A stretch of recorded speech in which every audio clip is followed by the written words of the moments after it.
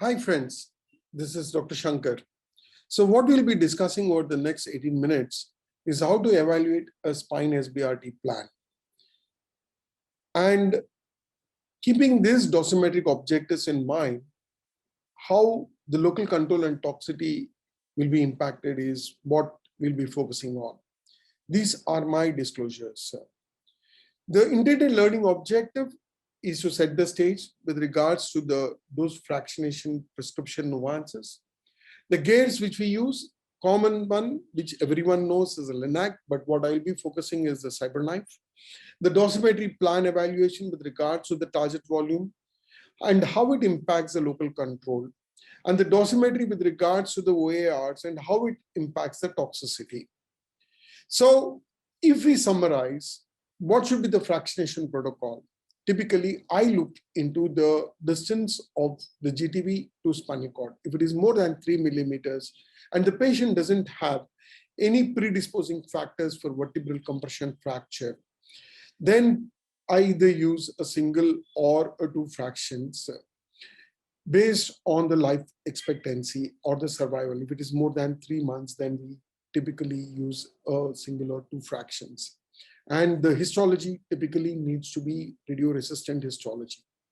Now, if the GTV to spinal cord distance is 1 to 3 millimeters, we use 3 to 5 fractions for the treatment.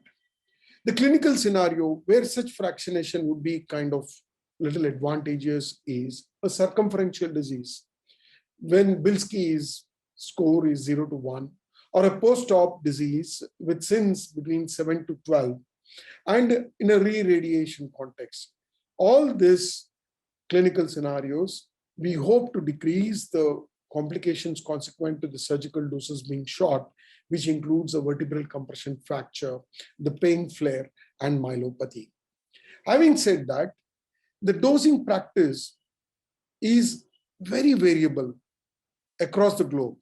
The practice patterns are widely variable across the institutions, from Cleveland, Memorial Sloan Kettering, Stanford, MD Anderson, John Hopkins. But having said this, it typically ranges between 18 to 24 gray.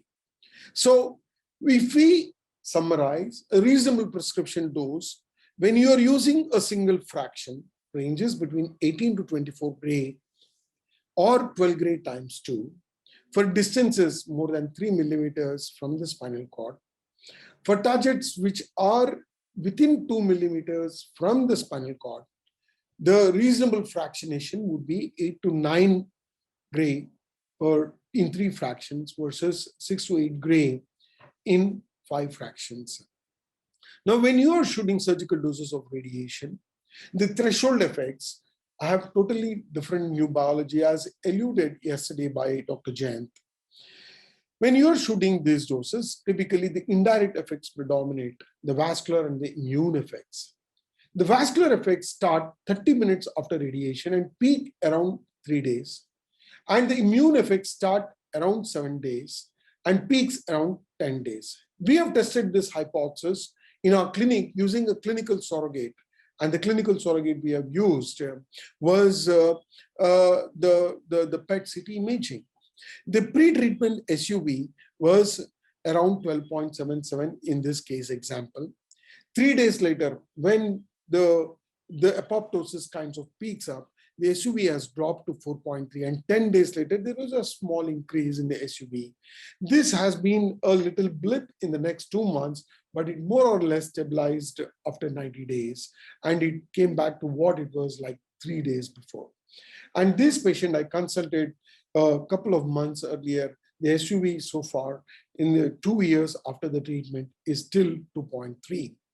All of us know about the gears which we use for this spinal SBRT. I will not be speaking on the LINAC tools, but what I'll be focusing is on the Cyberknife system. Now, when you are speaking about the Cyberknife system, the robot workspace, typically it represents the anatomy specific area. Now, most of the Cyberknife beams are in the anterior hemisphere, and they are broadly divided into what you call as predefined points where the source of radiation beam can be placed. And these points are called nodes. Now, there are around 40 to 50 short nodes and 60 to 70 long nodes based on the SAD. Typically, it is less than 80, it is short path node, more than 80, it is long path node. In each node, the Cyberknife robot can actually take 12 beam path positions. Therefore, if you look into the system, there are around 1200 beam positions which can actually be used. Added to it, the real advantage of the Cyberknife system is the spine tracking. And this algorithm is built in several parameters, which includes the differences in the superior and the inferior translational planes with regards to aligned centers and the rotational, the roll angles which are seen right in there. Now, with this brief background, friends, let me just draw you to the next change the gates to the plan evaluation with regards to the target volume. Now, we got robust contours from our earlier speaker, Dr. Shika, and a robust plan from our earlier speaker, Dr. Holla. Now, we are making a comparison between two Cyberknife systems and the LINAC system as designed by the organizing chair, Dr. Rima Patak. And when you are using non-isocentric system, we are essentially using some cones, which are usually the variable cones, which is called as iris. And these beams are directed more in the anterior hemisphere. Now, in a LINAC tool, it's more isocentric beams. Typically, we use two arcs and a Monte Carlo based planning algorithm using high definition MLCs for delivery. Now, when we are looking into the analysis, there are few things which are very important with regards to target volume and the dose spillage. With regards to the target volume, the goal essentially needs to be 90% of volume, greater than 90% of the target needs to be covered by prescription dose, a variation which is kind of acceptable given the constraints which are not achievable on the OARs is something between 80 to 90%. Now, the second important part beyond target coverage is the dose spillage. Now, this dose spillage, as used for any other radiosurgery procedures, need to be broadly classified into high dose spillage, intermediate dose spillage, and the low dose spillage. Now, the high dose spillage, typically we need to limit more than 105% of prescription dose outside the target volume, and this should be less than 3 cc and within 1 centimeter from the target volume. We need to exclude all the doses greater than or equivalent to 110 degrees of the prescription dose outside the target volume.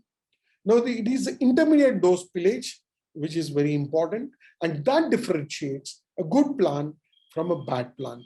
And the parameters which we use to monitor the intermediate dose spillage is the R50, which is defined as a volume that receives 50% of the prescribed dose divided by PTV volume.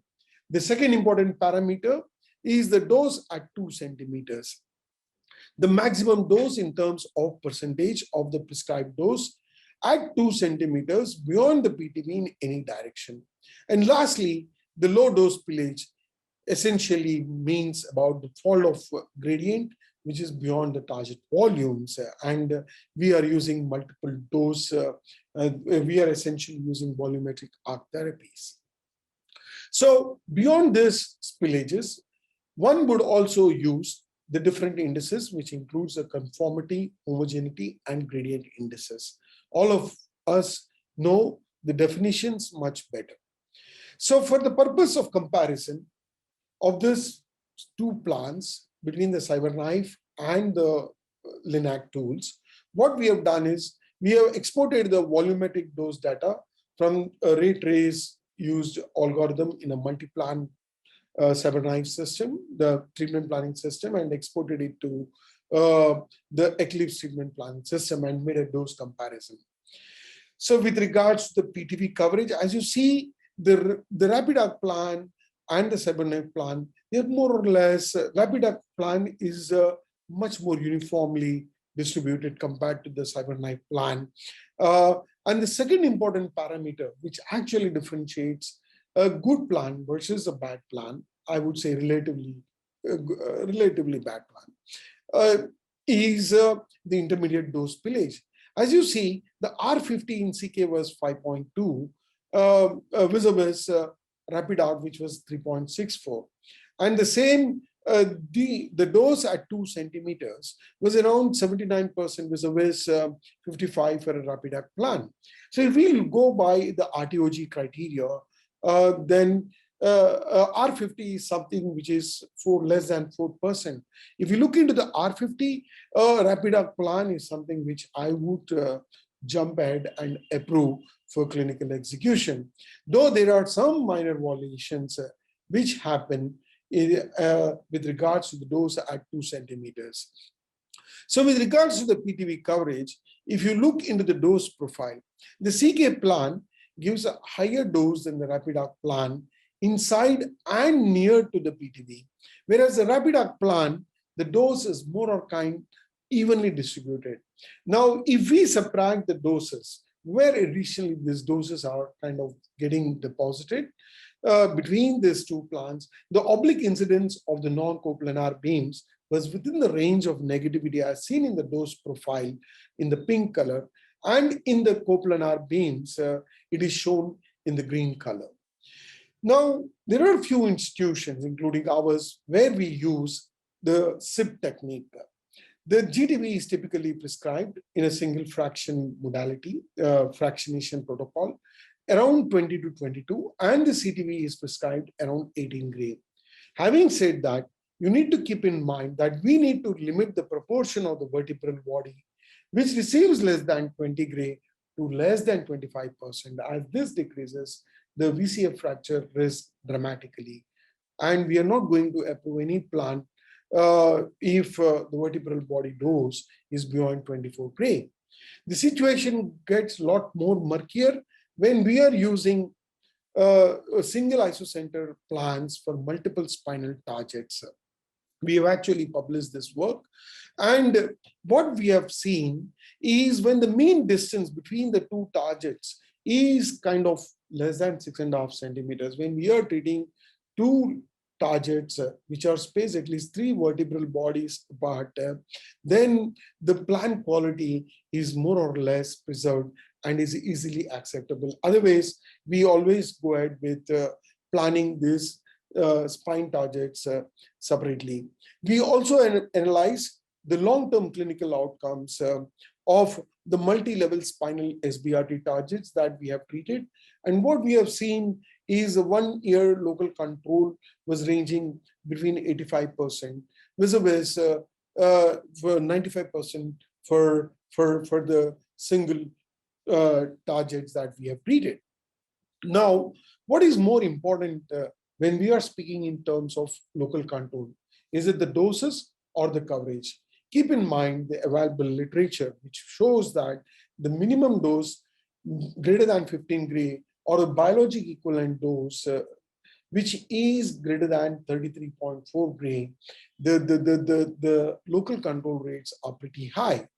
The Yamada group has actually come out with important cutoff limits for single fractionation protocols where the GTV 95% should be around 18.3 gray, and the PTV 95%, 95% of the PTV receiving more than 17.4 gray gives a very good control. The same has been proved with the ISRS systemic review, wherein the local control was between 85 to 90%. Having said that, there is a catch here. We still need a prospective and a better quality data. And lastly, friends, let me draw your attention to the plan evaluation for the OARs, the constraints which you use, and the impact which will have it on the toxicity. All of us know the tools which we use in the clinic for delineation of the neural structures right in there. Typically, we use the MRI or the CT for the delineation. Having said that, when we are using registration algorithms, we typically use the deformable image registration, which is matched to the intensity in a much better way compared to the rigid registration algorithms, which are used. The neural structures, typically the cord is defined by different groups across in different ways. The MD Anderson group uses the true cord plus 1 or 2 millimeters margin, and the UCSF and the Sunnybrook groups use the thickle sac as one of the constraint for the neural structure.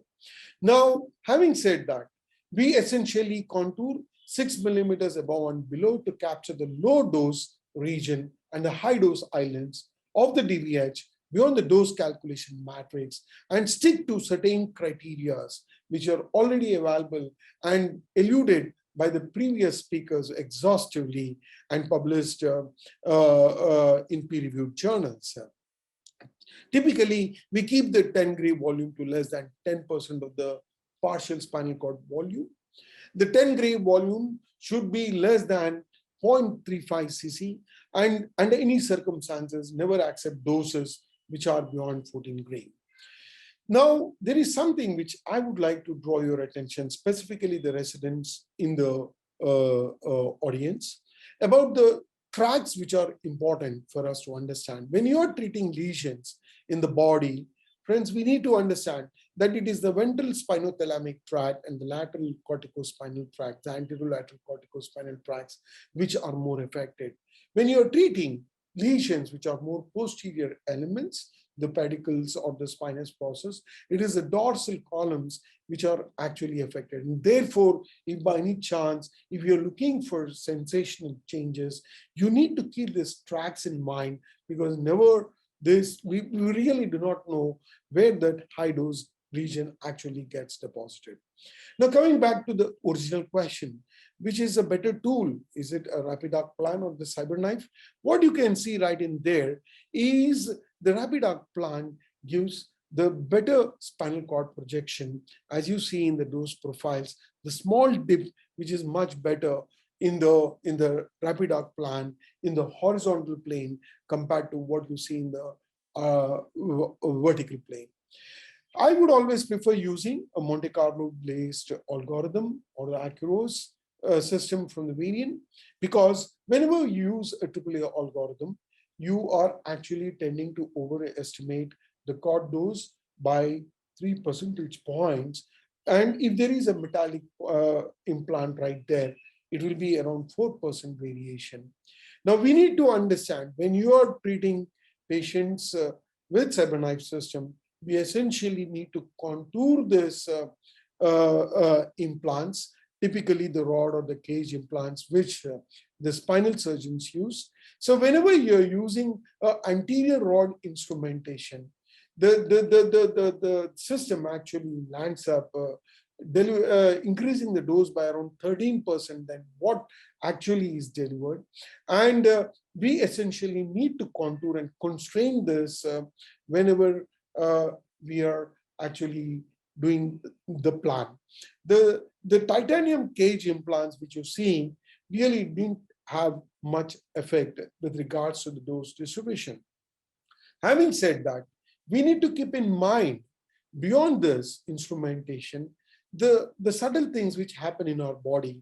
We actually analyze the impact of swallowing, which happens with regards to the lesions which we are treating in the cervical and the upper dorsal areas. So whenever we are trying to do this, we have used a specialized CT application called dynamic volume helical shuttle imaging. And we have noticed that the range of motion which happens right in there, it is ranging between 2 to 3 millimeters, and that is kind of significant. We also analyze the dosimetric impact of the oscillatory motion. And though it is very small, for lesions which are getting treated with triple F beams, 96% of the prescription dose has actually fallen into the tumor volume. And we have also published this in the peer-reviewed journals. We also are aware of the fact about the random bulk shifts which happen during the treatment, during the intrafraction motion, and typically it ranges from 1 to 3 millimeters. We have deformably understood, we have warped the doses across the cone beam CTs, and we have seen what will be the impact, dosimetric impact, were these errors not properly captured? And please understand, these errors have factored in the rotational and the translational intrafraction errors. And this is ranging at least around 2 to 3% when you're speaking about the spinal cord doses. Now, the last but not the least, we also need to address beyond spinal cord, the other OARs, and esophagus is something which we clearly worry about when we are treating cervical and thoracic targets. Typically, I keep the doses, whatever is published and available literature, keep the Dmax less than 22 gray or V14 less than 2.5 cc. We have actually analyzed the anatomically corrected DVH metrics because we are always thinking that esophagus doesn't move. And there is a dynamic normal structure right in there. So we have actually analyzed the anatomically corrected DVH metrics, which actually accounted for this esophageal motion for the dorsal spinal targets. For lesions which are above the carina, the accumulated doses which you see range between 1 to 5% for volumes from 0.03 to 5 centimeter cube. For lesions which are above the carina, not much difference is happening. For accumulated doses inside the kidney, don't worry, just go ahead and do it. There is a sky cap distance, and these structures can easily be preserved. We also were a little worried about the Iota motion which is there. So we actually have incorporated the 4D MRI scans and try to analyze the median pulsations which happen on the 4D MRI and deformably warp that particular internal target volume reduced from the MRI onto the planning targets. So what we have seen is the median motion of the Iota was ranging between 1.5 to 2 millimeters. And the good part of the entire story is the single fraction great vessel tolerance limit was much higher than the maximum single fraction target doses. And for the OARs, typically the nerve roots which we use, there is a limited dosimetric data. We really do not underdose the roots. I only ensure that we get the heterogeneity out of the limits, typically keep it less than 105. So in essentially, if you are trying to do this, please understand, follow the specified guidelines which are there, already available. The doses, typically, whatever has been published so far is really robust. And I personally prefer CM Linac technologies because that give us a better dosimetric advantage and the shorter treatment times. Thank you so very much for your patient listening.